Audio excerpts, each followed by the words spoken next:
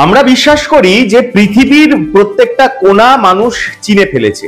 অন্তত পৃথিবীর বিভিন্ন ভূপর্যটক, বৈজ্ঞানিক, ভূবিজ্ঞানী এনারা তো তাই দাবি করেন। কিন্তু কথাটা আদৌ কি সত্যি? আমার তো মনে হয় না। কারণ 2018 সালে এমন একটা জায়গার সন্ধান পেয়েছে মানুষ, যেই জায়গায় পৌঁছানোর তো খুব কঠিন কথা ছিলই, এবং সেখানে পৌঁছানোর পর এমন কিছু জিনিসপত্র মানুষ দেখেছে যেটা দেখে মানুষের চক্ষু চড়ক গাছ হয়ে গেছে।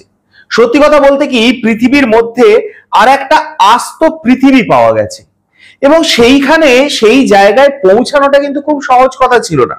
প্রায় 400 ফুট উঁচু একটা খাড়াই পাহাড়, এবং সেই পাহাড়ের উপরে একটা আস্ত পৃথিবী, এবং এতদিন পর্যন্ত মানুষ বুঝতেও পারেনি, ধরতেই পারেনি, জানতেই পারেনি সেখানে এরকম একটা সুন্দর ইকোসিস্টেম রয়েছে। কোথায় সেই জায়গা সব বলবো এই গুরুত্বপূর্ণ প্রতিবেদন শেষ অবধি দেখুন। আমি দীপেন্দু, দ্য নিউজ বাংলায় আপনাদের স্বাগত জানাই। 2018 সালে ড্রোন ফুটেজে ধরা পড়ে আফ্রিকার একটা পাহাড়। এই পাহাড় এমন খাড়াই একটা পাহাড় যেখানে পৌঁছানোটাই মানুষের পক্ষে প্রচন্ড চ্যালেঞ্জিং একটা কাজ। কারণ এই পাহাড় প্রথমত একদম দেওয়ালের মতন খাড়াই, এবং সেই পাহাড়ের উচ্চতা প্রায় 400 মিটার। কিন্তু এই আকাশ থেকে তোলা ছবি, মানে এই যে ড্রোন ফুটেজ বা এই সমস্ত ড্রোন ভিডিও, সেই ড্রোন ভিডিও থেকে মানুষ জানতে পারে এই পাহাড়ের উপরে রয়েছে একটা আস্ত জঙ্গল। শুধু জঙ্গল নয়, এই পাহাড়ের উপরে রয়েছে হ্রদও।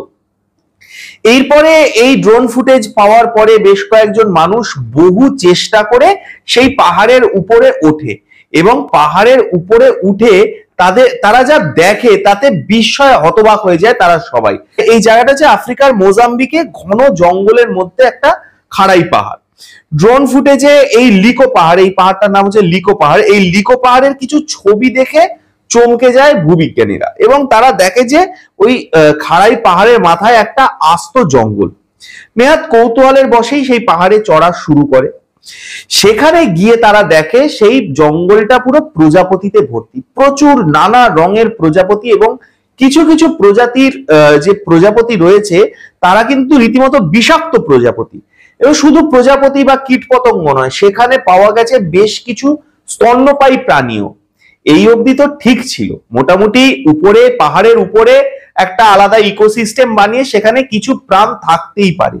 সব থেকে তাজ্জব করা কথা যেটা, সেটা হচ্ছে এই পাহাড়ের মধ্যে, ঘন জঙ্গলের মধ্যে মানুষের তৈরি হাতে বানানো বেশ কিছু প্রাচীন বাসন কোসন পাওয়া গেছে। বাটি, থালা, এই সমস্ত বাসন কোসন পাওয়া গেছে। আর এইটাই সব থেকে বড় প্রশ্ন ছুড়ে দিয়েছে বিজ্ঞানীদের মনে। এত উঁচুতে একটা পাহাড়, যেখানে অন্যান্য প্রাণী থাকুক, প্রজাপতি থাকুক, কীটপতঙ্গ, পশু পাখি সেগুলো থাকুক মানা যায়, কিন্তু মানুষ সেখানে পৌঁছালো কি করে? এত উঁচু পাহাড়ে মানুষ পৌঁছালো কি করে? এই পাহাড়টা কি কোনোদিন ভূ সমতলেই ছিল, নাকি এই মানে কোনো প্রাকৃতিক বিপর্যয় পাহাড়টা কি উঁচু হয়ে গেছে, নাকি অন্য কোনো কারণ, নাকি সেখানে কোনো কালে মানুষের সভ্যতা ছিল?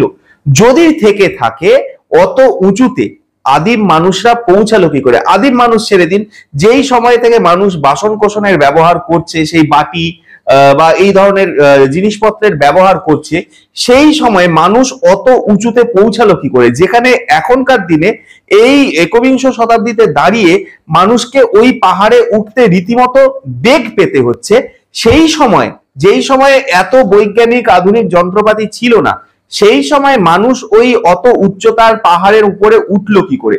আর যদিও বা উঠে থাকে, ওখানে একটা আলাদা পৃথিবী তারা গড়ে তুললো কি করে? এইটা মানুষের কাছে একটা কিন্তু বড় জিজ্ঞাসা।